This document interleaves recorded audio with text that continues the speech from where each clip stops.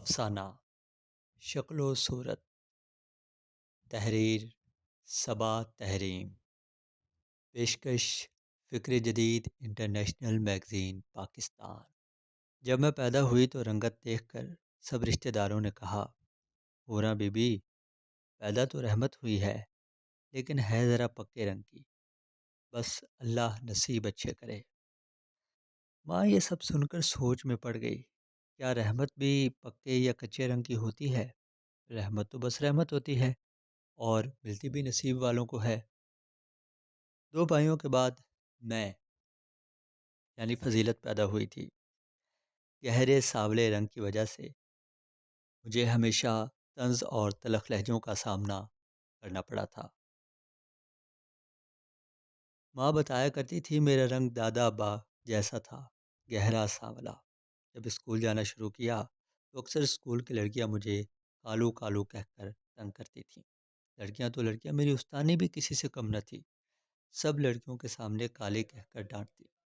گویا میری شخصیت، میری پہچان، میری گہری سانولی رنگت بن چکی تھی۔ میرا نام اب فضیلت بی بی سے بگڑ کر کالی پڑ چکا تھا۔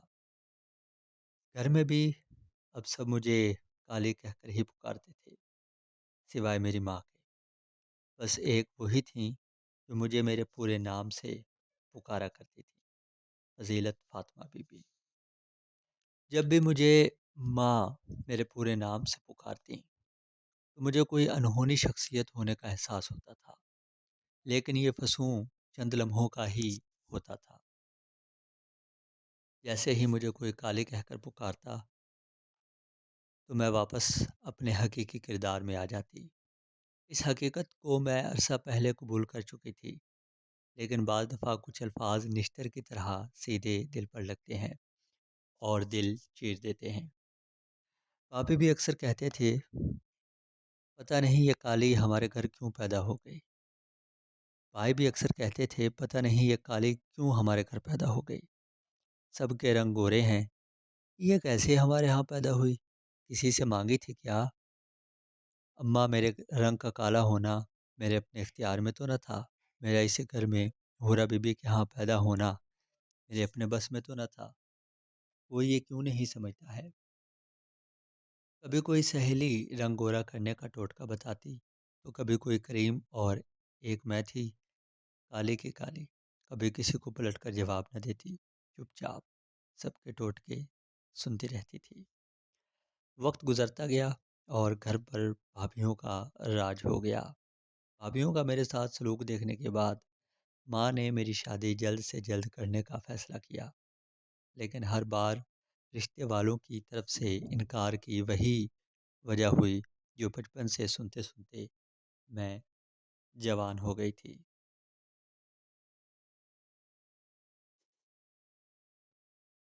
کبھی کبھی میں سوچتی تھی کہ انسان کی تقدیر کے فیصلے اس کی رنگت کی وجہ سے ہوتے ہیں۔ اگر کوئی گورا ہے تو اس کی تقدیر میں خوشیاں ہی خوشیاں ہیں، اور اگر کوئی کالا ہے تو غم ہی غم۔ کیا رنگت اور شکل و صورت انسان کی تقدیر پر حاوی ہیں تو سیرت و کردار کا کیا کمال ہے؟ اس کو کون سا کسی شہزادے نے بہانے آنا ہے، اچھا رشتہ ہے ہاں کر دیں۔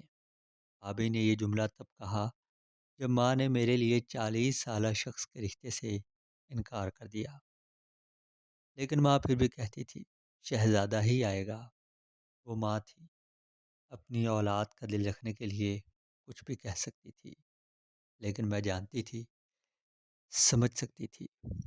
اللہ اللہ کر کے ایک رشتے نے میرے لیے ہاں کی تھی، اور ماں نے جلد سے جلد میری شادی کر دی۔ شکل و صورت کا خوبرو تھا، اپنے محلے میں ہی چھوٹی سی کریانے کی دکان چلاتا تھا۔ نہ جانے اسے میں کیسے پسند آ گئی تھی۔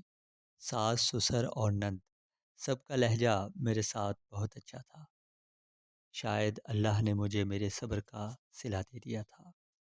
سب گھر والے میری ضرورتوں کا خیال رکھتے تھے، اور جاوید خاص کر میرا اہم درد تھا۔ گھر بالکل سادہ تھا، لیکن گھر میں رہنے والے لوگ بہت باظرف تھے۔ لیکن یہ اعلیٰ ظرفی چند ماہ کی تھی، اور میری نند زینت کی شادی طے ہونے کے بعد سب کا میٹھا لہجہ اور اعلیٰ ظرفی کڑوے ہو چکے تھے۔ شادی کے اخراجات اور لڑکے والوں کی ڈیمانڈس کو پورا کرنے کے لیے کچھ لاکھ اور چاہیے تھے۔ لہٰذا جاوید نے مجھ سے محبت بھرے انداز میں کہا کہ جتنا بھی زیور میرے پاس ہے اس مشکل وقت میں انہیں دے دوں، تاکہ لڑکے والوں کی ساری ڈیمانڈ پوری ہو جائیں اور خاندان میں ہمارا بھرم رہ جائے، اور میں دن رات محنت کر کے تمہیں سارا زیور دوبارہ بنوا کر دوں گا، بالکل ویسا ہی جیسا تم چاہو گے۔ سارے زیورات زینت کی شادی کے اخراجات پورے کرنے کے لیے بیچ ڈالے گئے، لیکن لڑکے والوں کی ڈیمانڈ ابھی پوری کرنا باقی تھی۔ انہیں جہیز میں نئی کار چاہیے تھی، لہٰذا پھر سے سسرال والوں کی طرف سے میرے لیے ایک نئی فرمائش کی گئی۔ اس بار انہوں نے مجھے بھائیوں سے اپنا حصہ مانگنے کا کہا کہ گھر کو بیچ کر اپنا حصہ لو، تاکہ ہم نئی کار خرید کر زینت کے جہیز میں دے سکیں۔ یہ میرے لیے ناممکن بات تھی۔ وہ گھر میرے ابا مرحوم کی نشانی تھا، اور ویسے بھی بھابیاں مجھے مار ڈالتیں، لیکن گھر کبھی بھی نہ بیچتی۔ جاوید نے صاف کہہ دیا تھا، اگر تم نے اپنا حصہ نہ مانگا تو تمہیں ہمیشہ کے لیے اسی گھر میں بھیج دوں گا۔ اور پھر اس نے ایسا ہی کیا۔ جب جاوید نے مجھے گھر سے نکالا اور میں کہ چھوڑ آیا تو میں نے بھابھیوں سے اس بارے میں سرسری سی بات کی، اور اس کے بعد جو پھونچال اٹھا کہ اللہ کی پناہ، بھابھیوں نے تو صاف کہہ دیا تھا، طلاق ہوتی ہے تو ہو جائے، لیکن ہم اپنے سر کی چھت گھر بچانے کے لیے بیچ ڈالیں، ہرگز نہیں۔ اور پھر ایسا ہی ہوا، طلاق ہو گئی۔ ماں جو پہلے ہی بوڑھی ہو چکی تھی، اس دکھ نے اسے مزید بوڑھا کر دیا تھا، اور میں جہاں سے گئی تھی وہیں واپس آ گئی۔ کچھ عرصے بعد کسی جاننے والے سے معلوم ہوا کہ جاوید نے یہ سب کچھ جان بوجھ کر کیا تھا، صرف زیور اور پیسہ ہتھیانے کے لیے، ورنہ لڑکے والوں کی طرف سے ایسی کوئی شرط نہ رکھی گئی تھی۔ وہ تو سادگی سے شادی چاہتے تھے۔ فضیلت فاطمہ بی بی جس وہم میں ابھی تک جی رہی تھی کہ اس کی قسمت کیسے اتنی اچھی ہو سکتی تھی، وہ سچ میں ایک وہم ہی نکلا۔ اب وہ حقیقی دنیا میں واپس لوٹ آئی تھی۔ پہلے اسے کالی رنگت کی وجہ سے تانے ملتے تھے، اب منحوس اور طلاق یافتہ ہونے کے تانے بھی ملنے لگے تھے۔ بھابھیوں کو مفت میں ایک کام والی مل گئی تھی، گھر کے کام کرنے کے لیے بھی اور ان کے بچے سنبھالنے کے لیے بھی۔ ماں یہ دیکھ دیکھ کر جلتی، بوڑھی جان اب بے بس تھی، لیکن ماں نے پھر سے میرا گھر بسانے کی تیاریاں شروع کر دی تھیں۔ وہ مزید مجھے اس اذیت میں دیکھ نہیں سکتی تھیں، لہٰذا ایک بار پھر سے رشتے والے کو بلایا گیا۔ رشتے والے نے پہلی ہی بار ایک رشتہ بتایا، اور ماں اس لڑکے کا گھر بار دیکھ کر میری بات بھی پکی کر آئی۔ اس جمعے تمہارا نکاح رکھ دیا ہے، اور نکاح کے ساتھ ہی رخصتی۔ ماں نے اچانک ہی یہ خبر مجھے سنائی تو پھر سے دل نے وہم پالنے شروع کر دیے۔ نہ جانے اس بار کس شے کی قربانی دینے لگی ہوں۔